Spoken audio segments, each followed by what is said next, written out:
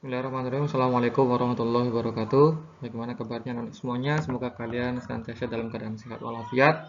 Pada hari ini kita akan melanjutkan materi di bab 2 tentang pluralitas masyarakat Indonesia dengan subtema pluralitas agama. Namun sebelum itu akan Ustadz terlebih dahulu sampaikan tentang tujuan pembelajaran kita pada hari ini. Yang pertama adalah Ustadz akan menjelaskan tentang makna dari pluralitas dan multikultural masyarakat Indonesia, dan yang kedua akan menjelaskan tentang bagaimana pluralitas agama di Indonesia. Oke, kita langsung saja masuk ke materinya. Pluralitas masyarakat Indonesia. Kata plural berasal dari bahasa Inggris yang artinya jamak, sedangkan pluralitas berarti kemajemukan. Dengan demikian, yang dimaksud dengan pluralitas masyarakat Indonesia yaitu memiliki arti yang sama dengan kemajemukan masyarakat Indonesia. Majemuk itu artinya beragam ya. Seperti yang kalian tahu, masyarakat Indonesia dari Sabang sampai Merauke terdiri dari berbagai macam suku, bangsa, bahasa, agama, warna kulit, dan seterusnya. Sehingga di situ didefinisikan sebagai kemajemukan masyarakat Indonesia. Selain istilah pluralitas, kalian juga menemukan istilah lain yang berhubungan dengan keragaman, yaitu multikultural. Di mana multikultural ini berasal dari dua kata, yang pertama adalah multi, yang kedua adalah culture. Untuk multi sendiri berarti lebih dari dua, sedangkan culture artinya adalah kebudayaan. Sehingga masyarakat multikultural tersusun atas berbagai budaya yang menjadi sumber nilai bagi terpeliharanya kestabilan kehidupan masyarakat pendukungnya. Masyarakat Indonesia dikenal sebagai masyarakat yang religius, sebagaimana kita ketahui di dalam sila Pancasila. Yang pertama, mengatakan ketuhanan yang Maha Esa. Itu menunjukkan bahwa negara Indonesia yang pertama adalah mengakui adanya agama dan ketuhanan. Berikut beberapa agama yang diakui di Indonesia. Yang pertama adalah agama Islam, kedua adalah Protestan, ketiga Katolik, 4 Hindu, 5 Buddha, dan agama terakhir yaitu Konghucu yang baru diakui pada masa pemerintahan Presiden Abdurrahman Wahid. Pembahasan pertama mengenai pluralitas agama yaitu adalah agama Islam. Agama Islam merupakan agama yang dipeluk sebagian besar masyarakat Indonesia. Menurut sensus tahun 2010, masyarakat Indonesia memeluk agama Islam sebesar 87,2%. Agama Islam diperkirakan telah sampai di Indonesia pada abad ke-7 yang kemudian diikuti perkembangan kerajaan-kerajaan bercorak Islam di Indonesia. Umat Islam memiliki beberapa hari besar yang dirayakan setiap tahun seperti Hari Raya Idul Fitri dan Hari Raya Idul Adha. Hari Jumat juga merupakan hari penting bagi umat Islam, di mana pada hari Jumat semua laki-laki wajib melaksanakan ibadah sholat Jumat secara berjamaah di masjid. Termasuk beberapa ritual lainnya seperti yang kalian tahu, misalkan seperti membaca surat Al-Kahfi ya setiap hari Jumat. Kemudian selain itu umat Islam juga memiliki beberapa hari penting yang selalu diperingati seperti Hari Raya Tahun Baru Hijriah, Hari Kelahiran Maulid Nabi, dan Hari diturunnya Wahyu Al-Quran atau Nuzulul Quran. 3 teori masuknya Islam ke Indonesia. Yang pertama adalah teori Gujarat, di mana pada teori Gujarat ini dikatakan bahwa Islam masuk ke Indonesia melalui para pedagang Islam Gujarat, India sekitar abad ke-13. Dibuktikan dengan batu nisan Sultan Malik Al-Saleh atau Sultan Samudra Pasai yang bercorak Gujarat dan tulisan Marco Polo yang menyatakan bahwa ia mendapati banyak penduduk di Perlak Aceh Timur yang beragama Islam serta peran pedagang India dalam penyebaran agama Islam. Yang kedua adalah teori Mekah, di mana dikatakan bahwa Islam dibawa ke Indonesia sekitar abad ke-7 oleh para pedagang Arab. Di sini kita melihat bahwa pada teori Mekah Islam lebih awal dibandingkan dengan teori Gujarat, di mana teori Gujarat mengatakan Islam datang ke Indonesia pada abad ke-13, sedangkan dalam teori Mekah dikatakan Islam datang ke Indonesia pada abad ke-7. Dibuktikan dengan adanya pemukiman Islam tahun 674 di Baros, pantai sebelah barat Sumatera.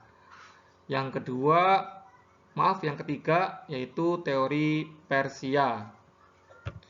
Pada teori Persia dikatakan bahwa Islam di Indonesia dibawa masuk oleh orang-orang Persia pada abad ke-13.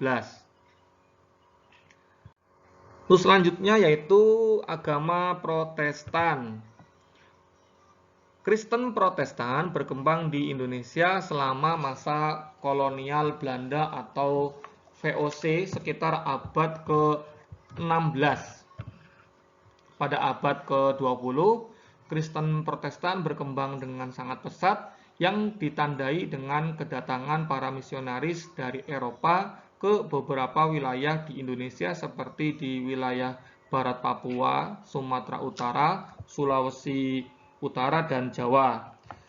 Di sini juga kita akan mendapati bahwa umat Kristen Protestan dengan umat Kristen Katolik memiliki sejumlah hari besar yang sama, antara lain yang pertama adalah Natal yang jatuh pada tanggal 25 Desember. Hari raya ini merupakan hari kelahiran Yesus Kristus pada agama Protestan maupun pada agama Katolik. Yang kedua yaitu Jumat Agung untuk memperingati hari wafatnya Yesus Kristus di kayu salib. Kemudian yang ketiga yaitu Paskah untuk merayakan kebangkitan Yesus Kristus menurut agama Protestan dan agama Katolik. Pembahasan selanjutnya yaitu tentang agama Katolik. Ada pendapat yang menyatakan bahwa agama Kristen Katolik telah masuk ke Indonesia tepatnya di Sumatera Utara sekitar abad ke-8. Bukti yang paling kuat kedatangan agama Kristen Katolik bersamaan dengan penjajah bangsa-bangsa Barat di Indonesia, di mana Kristen Katolik tiba di Indonesia saat kedatangan bangsa Portugis yang diperkuat dengan kedatangan bangsa Spanyol. Salah satu tujuan Portugis datang ke Indonesia adalah menyebarkan agama Katolik Roma di Indonesia yang dimulai di Kepulauan Maluku pada tahun 1534. Kalau nanti kita akan belajar tentang sejarah kedatangan bangsa Eropa ke Indonesia, kita akan mengenal istilah growth, gospel, dan glory. Di mana gospel salah satu agenda utamanya adalah menyebarkan agama Kristen dan agama Katolik, agama Protestan dan agama Katolik. Masih di agama Katolik, antara tahun 1546 dan 1547, pelopor misionaris Kristen Franciscus Xaverius mengunjungi pulau itu dan membaptis ribuan penduduk setempat. Selanjutnya, para misionaris giat menyebarkan agama Katolik ke berbagai wilayah di Indonesia. Hari raya umat Kristen Katolik, sebagaimana tadi sudah saya jelaskan di awal materi tentang agama Protestan, ada beberapa kesamaan dengan agama Protestan, yaitu ada hari raya Natal yang diperingati tanggal 25 Desember.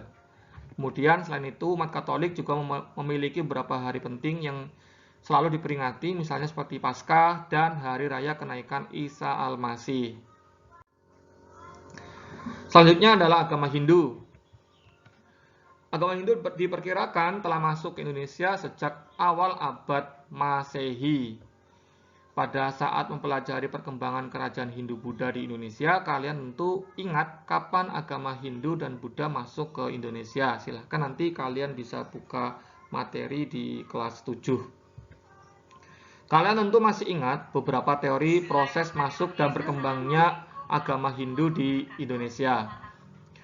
Beberapa upacara keagamaan pada hari-hari penting agama Hindu, misalnya seperti Hari Raya Galungan, Hari Raya Nyepi, dan Hari Saraswati.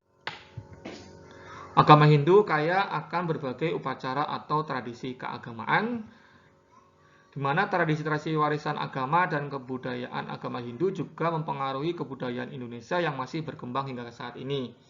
Seperti yang kalian ketahui, umat agama Hindu terbesar di Indonesia yaitu berada di Pulau Bali ya, atau di Provinsi Bali. Di sana mayoritas masyarakatnya memeluk agama Hindu. Terdapat sejumlah perbedaan antara agama Hindu di Bali dengan agama Hindu di dunia, seperti misalnya di India. Salah satu yang paling mencolok adalah kasta, di mana pada umat Hindu di Bali tidak mengenal adanya kasta, artinya sekalipun ada kasta tetapi kedudukan masyarakatnya setara dalam konteks hukum, dalam konteks pemerintahan, ekonomi maupun sosial. Sedangkan untuk umat agama Hindu di India, di sana sangat kental sekali dengan adanya kasta, di mana kasta tidak hanya diberlakukan secara formalitas, namun juga diberlakukan secara sosial, ekonomi, hukum maupun politik. Agama Buddha sebagai pembahasan materi selanjutnya, di mana perkembangan agama Buddha diperkirakan terjadi bersamaan dengan perkembangan agama Hindu. Kerajaan Sriwijaya di Sumatera merupakan salah satu pusat studi agama Buddha di Asia Tenggara. Banyak sarjana dari Tiongkok dan bangsa-bangsa Asia Timur mempelajari agama Buddha di Sriwijaya. Beberapa upacara keagamaan yang dapat kalian kenal misalnya seperti Hari Raya Waisak dan Hari Ulambana. Masih pada agama Buddha, Waisak dirayakan pada bulan Mei pada waktu terang bulan purnama Sidhi untuk memperingati 3 peristiwa penting, yaitu lahirnya Pangeran Siddhartha, Pangeran Siddhartha mencapai penerangan agung dan menjadi Buddha, dan wafatnya Buddha Gautama. Terakhir adalah agama Konghucu sebagai agama yang terakhir diakui di Indonesia pada masa pemerintahan Presiden Abdurrahman Wahid. Kehadiran agama Konghucu di Indonesia telah berlangsung berabad-abad lamanya. Kalian dapat menemukan kelenteng yang biasa digunakan sebagai tempat ibadah umat Konghucu di berbagai wilayah di Indonesia. Contoh misalkan seperti kelenteng Ban Hing Kiong di Manado yang didirikan pada tahun 1819, kemudian ada kelenteng Boen Chiang Sui di Surabaya. Kemudian selanjutnya yaitu umat Konghucu banyak memiliki hari penting, tetapi hari raya yang terkenal dan telah menjadi hari libur nasional adalah Hari Raya Imlek sebagai hari raya milik umat agama Konghucu. Demikian materi yang dapat saya sampaikan pada pertemuan hari ini. Terima kasih atas atensi kalian, semoga bermanfaat. Mohon maaf apabila ada kekurangan dan kesalahan. Selanjutnya silakan kalian kerjakan post test yang telah saya sematkan linknya pada Classroom. Silahkan dikerjakan. Sekali lagi saya mohon maaf dan terima kasih. Wassalamualaikum warahmatullahi wabarakatuh.